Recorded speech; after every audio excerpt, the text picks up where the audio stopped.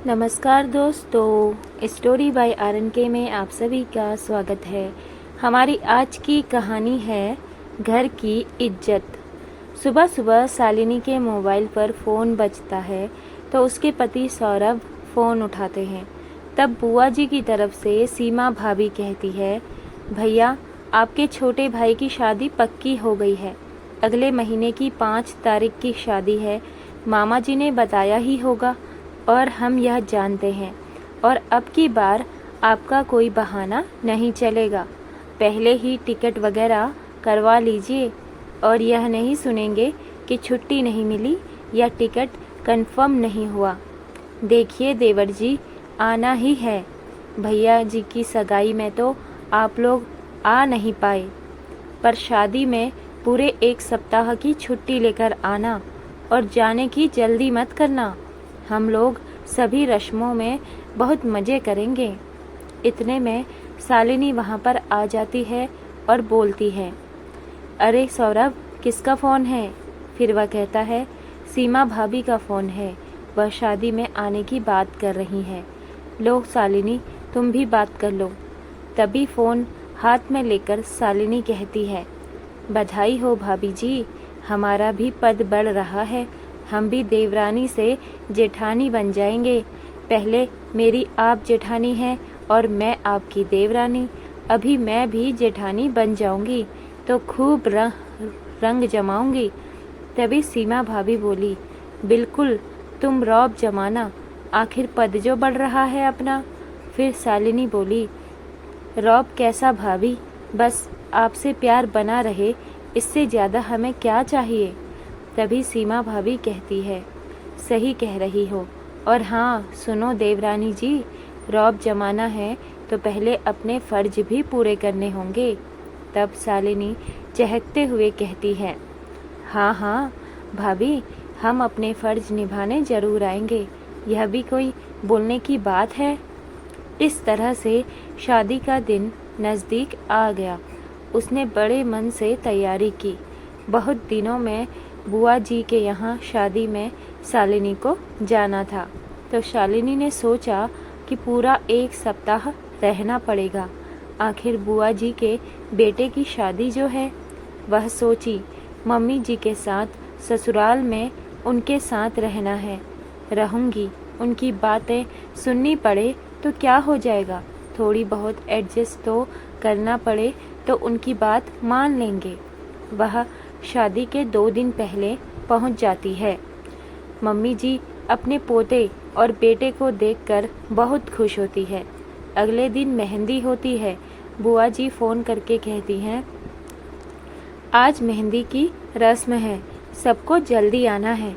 देखो, तुम्हें और सीमा को पूरी तैयारी करनी है। दोपहर में ही डेकोरेशन का काम देखना है, तो जल्दी आ जाना। तब वह कहती है, ठीक है बुआ जी, हम जल्दी पहुंच जाएंगे। और अगले दिन शालिनी मेहंदी की रस्मों में पहुंचने के लिए दोपहर में ही तैयार हो गई। तब उसकी सासू माँ सुमित्रा जी ने टोकते हुए कहा, अरे शालिनी, तुम्हें बड़ी जल्दी है मेहंदी रस्म में जाने की। तब वह बोली, सीमा भाभी ने हमें जल्दी आने को कहा है, इसीलिए माँ जी। शालिनी को बिट्टू छोड़ आता है।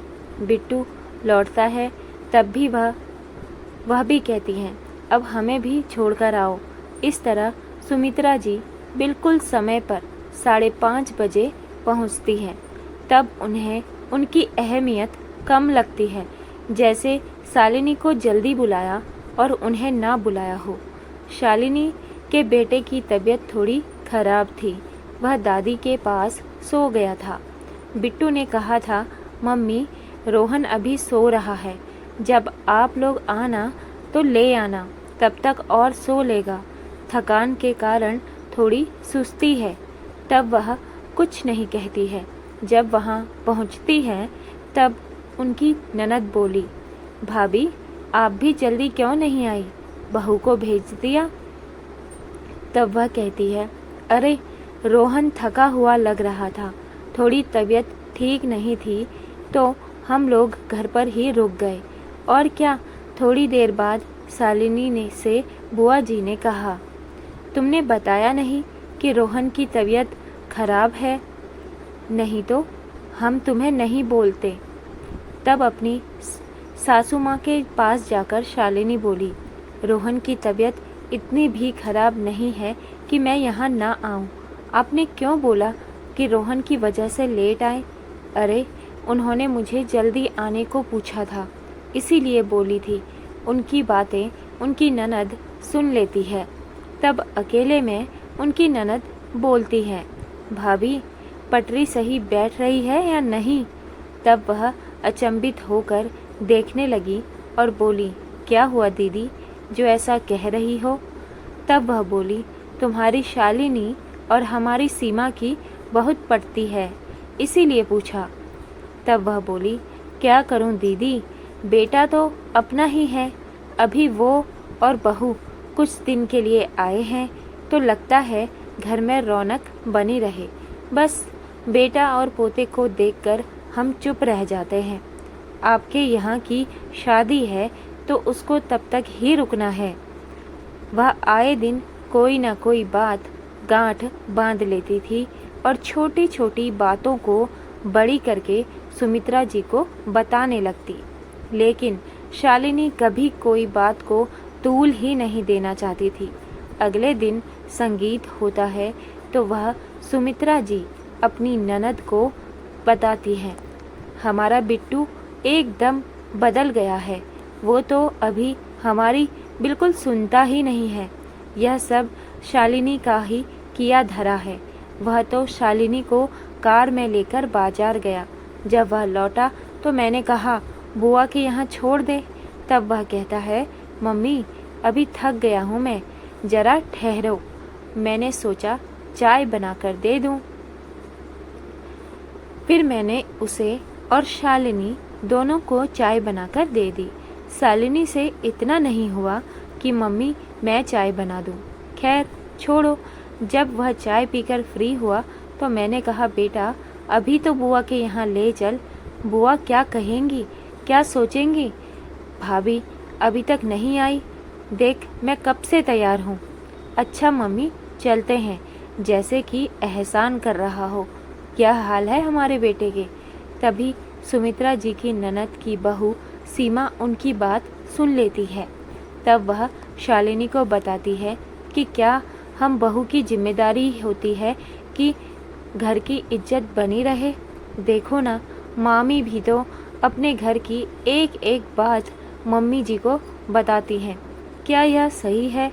शालिनी भी कहती है, हमें एक दूसरे से बात करते हुए सुनकर कहती हैं कि तुम्हें घर की इज्जत की परवाह नहीं है। हम बहुएं कितना भी कुछ कर लें तो भी हमारी कमी ही दिखती है। खैर छोड़िए, हमें यहाँ कितने दिन रहना है। जब वह संगीत में डांस कर रही होती है तो सुमित्रा जी आई और शालिनी का हाथ खींचकर ले जाती हैं। चलो मैं मौसी सास की बेटी से मिलवाती हूँ। तब वह हाथ छुड़ा कर कहती है, मम्मी जी मैं बाद में मिलूँगी। इतना कहकर सुमित्रा जी को गुस्सा आता है। एक तो हम पोते को भी संभालें और यह महारानी आराम से फ्री होकर नाच रही है। हमारे बोलने का भी इसको बिल्कुल भी असर नहीं होता है।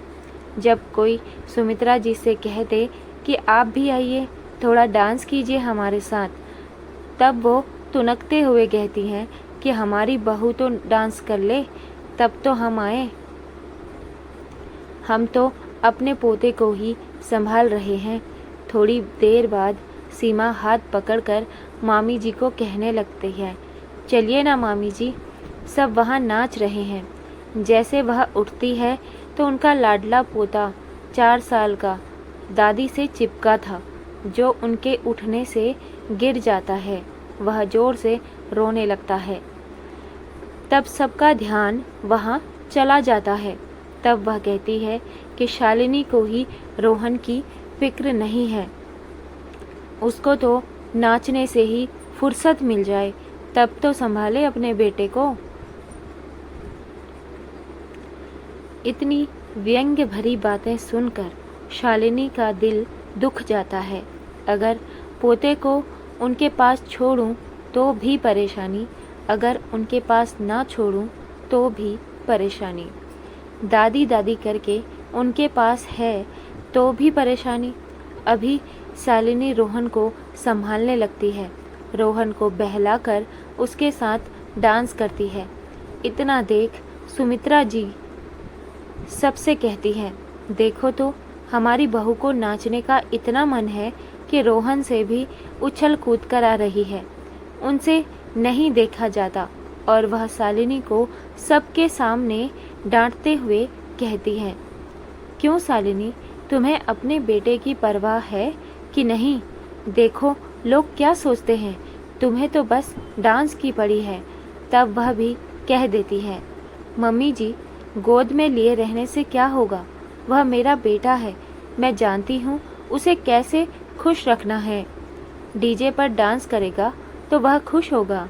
अब तो इस बात का सुमित्रा जी को और भी बुरा लगा। तुम्हें तो घर की इज्जत ही नहीं है, अपनी सास को कोई ऐसे बोलता है भला? फिर वह कहती है कि मम्मी जी, आप कुछ ही ना कहो तो ही अच्छा है। हमें सब पता है कि घर की एक एक बात को बुआ जी को बताती हो। तब सीमा आ जाती है। वह शालिनी को कहती है कि तुम चुप हो जाओ, सब लोग यहीं देख रहे हैं। मैं सब समझाती हूँ, पर मम्मी जी कब समझेंगे? हम बहू की ही अकेले घर की इज्जत के बारे में क्यों सोचें? ऐसा ही नहीं होता। वह तो बात को खत्म नहीं करती। वह कहती है, आप तो सारी बातें बुआ जी के पास ले जाती हैं, जबकि बुआ जी इतनी सुलझी हुई हैं, कोई घर की बातें कभी बड़ा चढ़ाकर नहीं बताती, क्योंकि उनकी आदत नहीं है। और मेरी मम्मी जी हैं कि उन्हें बिना बताए खाना पचता ही नहीं है। तब सुमित्रा जी को लगा कि उनकी वजह से बात बड़ी है। फिर वह बात को संभालते हुए बोली, मेरी ननद रानी मेरी अपनी है, क्या हुआ? मन की भड़ास निकाल देती हूँ, जो सही है वही तो बोलती हूँ। देखो मम्मी जी, बुआ के यहाँ दूसरी बहू आने वाली है। अपने घर की छवि ऐसी दिखाओगी तो क्या प्रभाव पड़ेगा? कल के दिन वो भी अपने घर की बातें अपने मायके वालों को बताएगी, तो यह सही है। उसके लिए भी उसके मायके वाले उसके अपने हैं। सीमा सब समझती है, पर अभी और नहीं। मम्मी जी, घर की इज्जत का ख्याल रखो। वह सुनेगी तो क्या अच्छा लगेगा? तब उन्हें भी महसूस होता है कि हर छोटी छोटी बात अपनी ननद को बताना गलत है। सही कह रही है शालिनी। इस तरह यह बात वहाँ पर ख़त्म हो जाती है और दोनों सास बहू बुआ के यहाँ की शादी का आनंद लेते हैं। कब 7 दिन निकलते हैं पता ही नहीं चलता। अब सुमित्रा जी छोटी छोटी बातों को नज़रअंदाज करके खुश रहती हैं और शालिनी भी खुश रहकर शादी की हर रस्मों में मज़े करके चली जाती है। सास बहू के नज़रिए से सोचें तो कभी बात बिगड़े ही ना, और हमेशा ननद को हर बात बताना भी सही नहीं है, क्योंकि घर में ननद हो तो बात अलग है। अगर ननद बहुओं वाली हो तो हर बात को नहीं बता सकते हैं। यह बात सास बहू दोनों ध्यान रखें तो कभी भी कड़वाहट हो ही नहीं सकती है और घर की इज्जत भी बनी रहती है। तो दोस्तों, ये थी हमारी आज की छोटी सी कहानी के माध्यम से सास बहू के आपसी समझ को बताया गया है। आपकी क्या राय है इस बारे में हमें ज़रूर से बताइएगा और अपने विचार हमारे साथ ज़रूर से साझा कीजिए। धन्यवाद।